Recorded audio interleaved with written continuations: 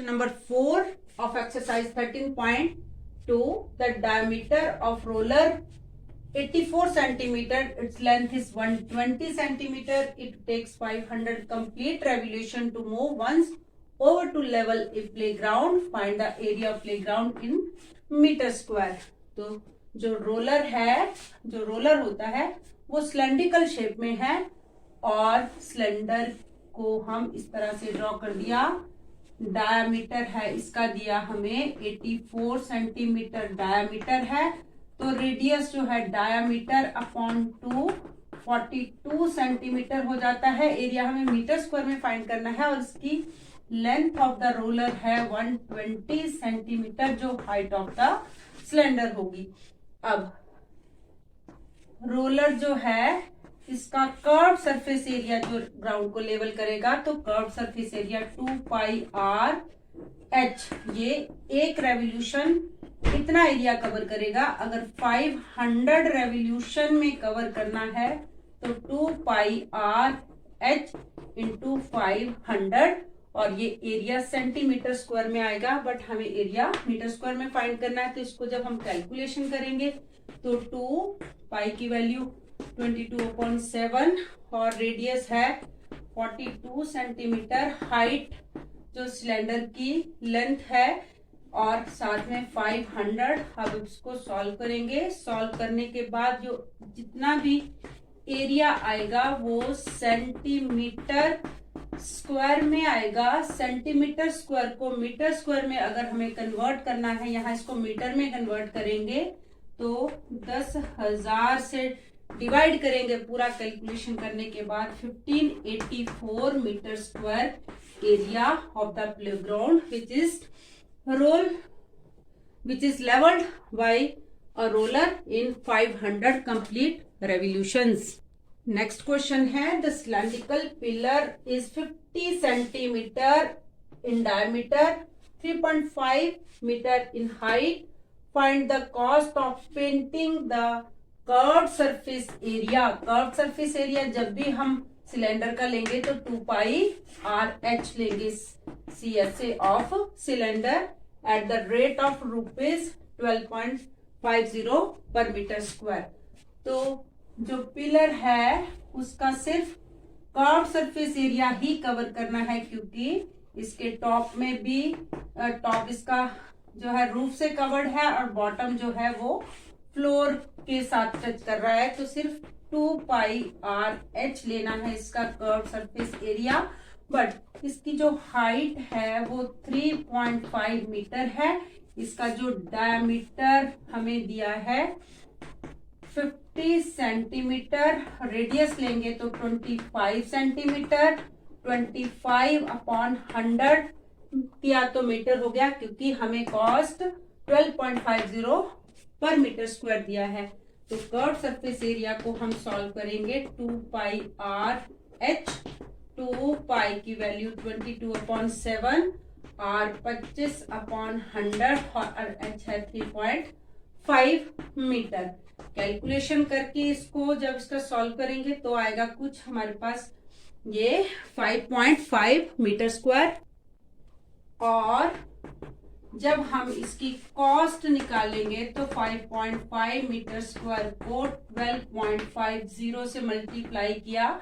ये रुपीज में है और जब इसको सॉल्व करेंगे तो 68.50 रुपीज इसकी टोटल कॉस्ट आ जाएगी. नेक्स्ट क्वेश्चन भी सिलेंडर से रिलेटेड प्रॉब्लम है.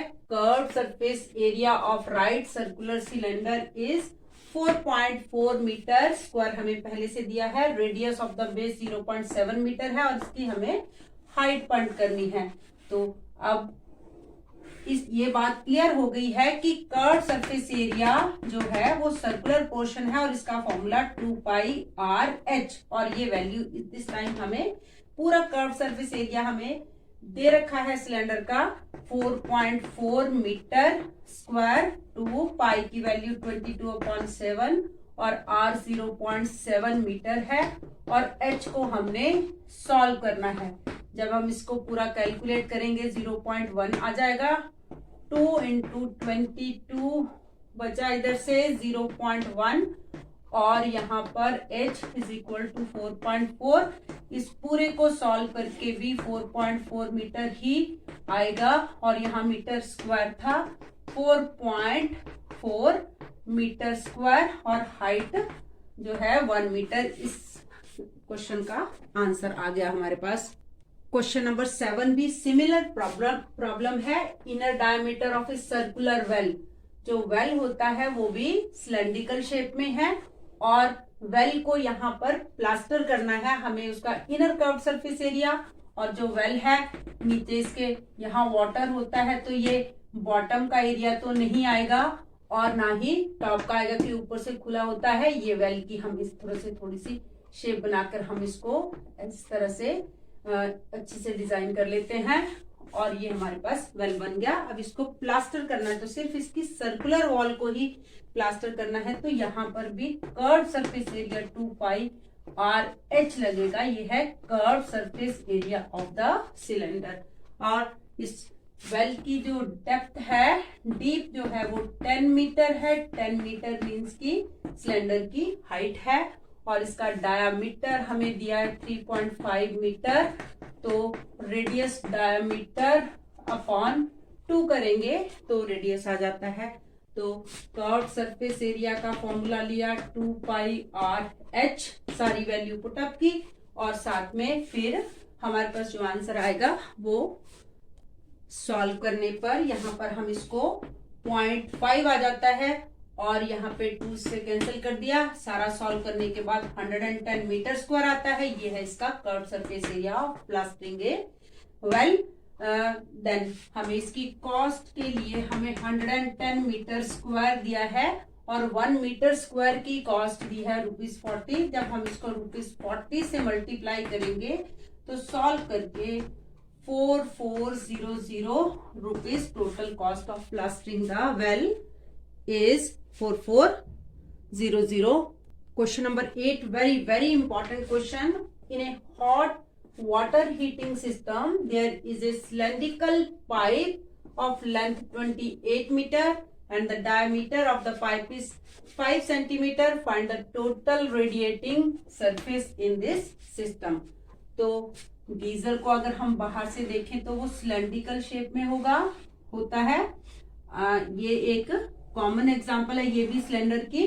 और जो पाइप होती है, जो हीट करने वाली, पानी को हीट करने वाली पाइप होती है, वो भी सिलेंड्रिकल शेप में इस तरह से वाटर यहाँ से एंटर करेगा और यहाँ से लीव कर जाएगा। पानी जो है यहाँ से एग्जिट करता है। तो सिर्फ उसका ना तो बॉटम का सरफेस एरिया इंक्लूड करेंगे ना टॉप का, सिर्फ उसका कर्व सरफेस एरिया जो है वही पानी को हीट करेगा। तो ये एक गीजर की एग्जांपल है और इसकी लेंथ हमको दी है 28 मीटर मींस की height of the cylinder. Then the diameter is 5 centimetre. Diameter अगर 5 सेंटीमीटर है तो रेडियस 5/2 सेंटीमीटर, बट हमको लेंथ इसकी मीटर्स में दे रखी है 28 मीटर, तो इसको भी हम मीटर में कन्वर्ट कर लेते हैं। 5/2 सेंटीमीटर को मीटर में कन्वर्ट करो तो इसको 1/100 से मल्टीप्लाई करना पड़ता है। Curved surface area of cylinder का फॉर्मूला यहाँ पर भी यूज होगा 2 पाई RH। 2 पाई की वैल्यू 22/7 और 5/2 इंटू 1/100, ये जो मीटर में कन्वर्ट किया था और इसकी हाइट है 28 मीटर। अब सारी वैल्यू को हम कैंसिल करते हैं, यहाँ से 2 कट गया और यहाँ पर आया हमारे पास ये 2 इंटू 22 44, 5 इंटू 2 यहाँ से जो बचा था हमारा ये 4 और 2 करके 10/100, एक 0 कट गया तो 4.4 मीटर स्क्वायर जो है surface area which is radiating heat.